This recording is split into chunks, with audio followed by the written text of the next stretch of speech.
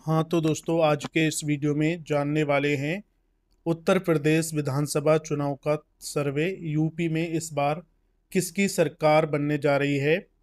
क्या योगी जी फिर से मुख्यमंत्री बन पाएंगे या फिर इस बार अखिलेश यादव यूपी के मुख्यमंत्री होंगे?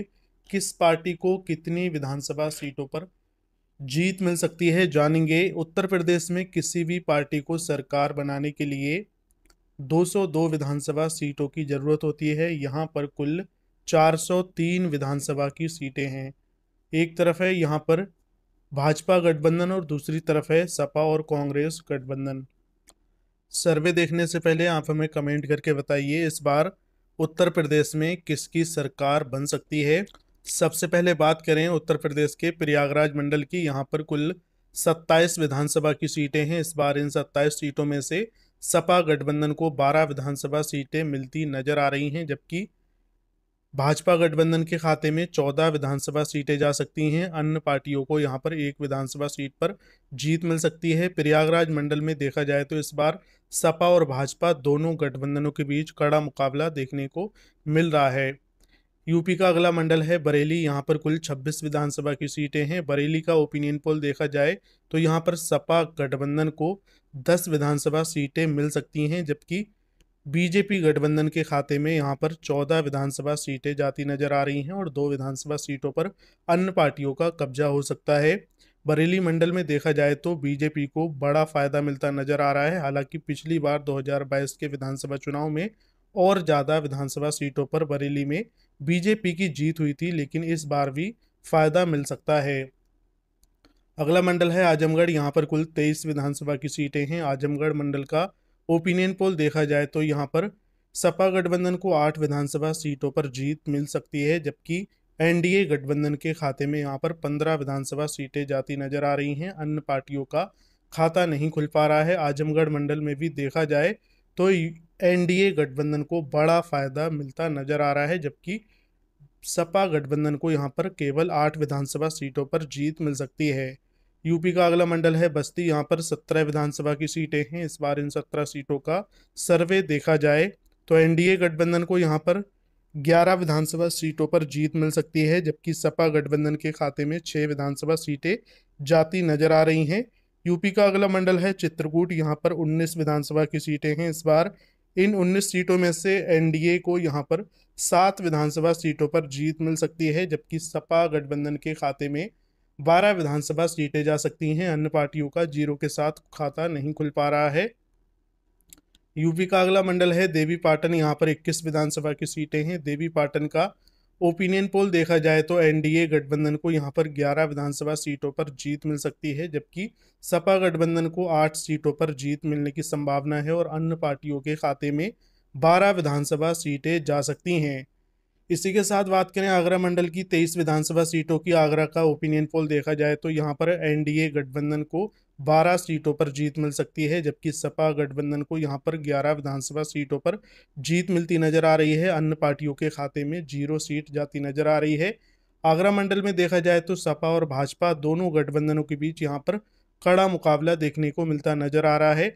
इसी के साथ बात करें अलीगढ़ मंडल की 19 विधानसभा सीटों की। अलीगढ़ का ओपिनियन पोल देखा जाए तो एनडीए गठबंधन को यहाँ पर 11 सीटों पर जीत मिल सकती है, जबकि सपा गठबंधन के खाते में 8 विधानसभा सीटें जाती नजर आ रही हैं। अन्य पार्टियों के खाते में 0 सीट जाती दिखाई दे रही है। यूपी का अगला मंडल है गोरखपुर। यहाँ पर कुल 26 विधानसभा की सीटें हैं। गोरखपुर का ओपिनियन पोल देखा जाए तो यहाँ पर सपा गठबंधन को 15 सीटों पर जीत मिल सकती है। एनडीए के खाते में यहाँ पर 10 सीटें जा सकती हैं और एक विधानसभा सीट अन्य को मिलती नजर आ रही है।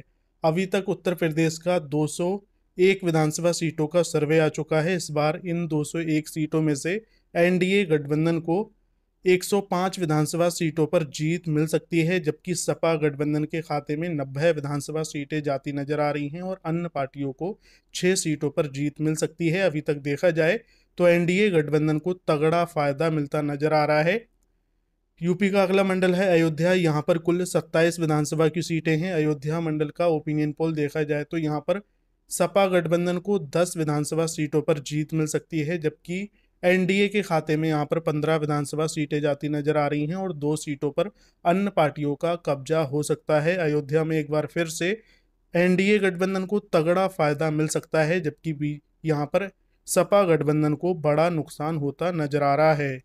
उत्तर प्रदेश का अगला मंडल है वाराणसी। यहाँ पर कुल 25 विधानसभा की सीटें हैं। वाराणसी का ओपिनियन पोल देखा जाए तो यहाँ पर सपा गठबंधन को 14 विधानसभा सीटों पर जीत मिल सकती है, जबकि एनडीए गठबंधन के खाते में 11 विधानसभा सीटें जाती नजर आ रही हैं। अन्य पार्टियों के खाते में 0 सीट जा सकती हैं। अगला मंडल है सहारनपुर। यहाँ पर कुल 15 विधानसभा की सीटें हैं। सहारनपुर का ओपिनियन पोल देखें तो इस बार सपा गठबंधन को 6 विधानसभा सीटों पर जीत मिल सकती है, जबकि एनडीए के खाते में यहाँ पर 9 विधानसभा सीटें जा सकती हैं। अन्य पार्टियों के खाते में 0 सीट जाती नजर आ रही हैं। सहारनपुर मंडल में एक बार फिर से एनडीए को फायदा मिलता नजर आ रहा है। यूपी का अगला मंडल है मुरादाबाद। यहाँ पर कुल 25 विधानसभा की सीटें हैं। मुरादाबाद मंडल का ओपिनियन पोल देखें तो एनडीए गठबंधन को यहाँ पर 14 विधानसभा सीटों पर जीत मिल सकती है, जबकि सपा गठबंधन को 10 सीटें मिलती नजर आ रही हैं और एक विधानसभा सीट अन्य दल के खाते में जा सकती है। मुरादाबाद मंडल की बात करें तो यहाँ पर एनडीए गठबंधन को तगड़ा फायदा मिलता नजर आ रहा है। उत्तर प्रदेश का अगला मंडल है मिर्जापुर। यहाँ पर कुल 12 विधानसभा की सीटें हैं। इस बार इन 12 सीटों का ओपिनियन पोल देखा जाए तो सपा गठबंधन को यहाँ पर 5 विधानसभा सीटों पर जीत मिलने की संभावना है, जबकि एनडीए गठबंधन को 7 विधानसभा सीटें मिल सकती हैं।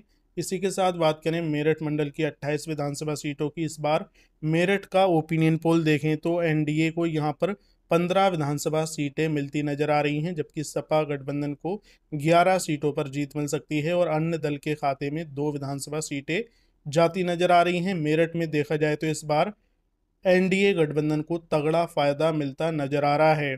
इसी के साथ बात करें लखनऊ मंडल की 34 विधानसभा सीटों की।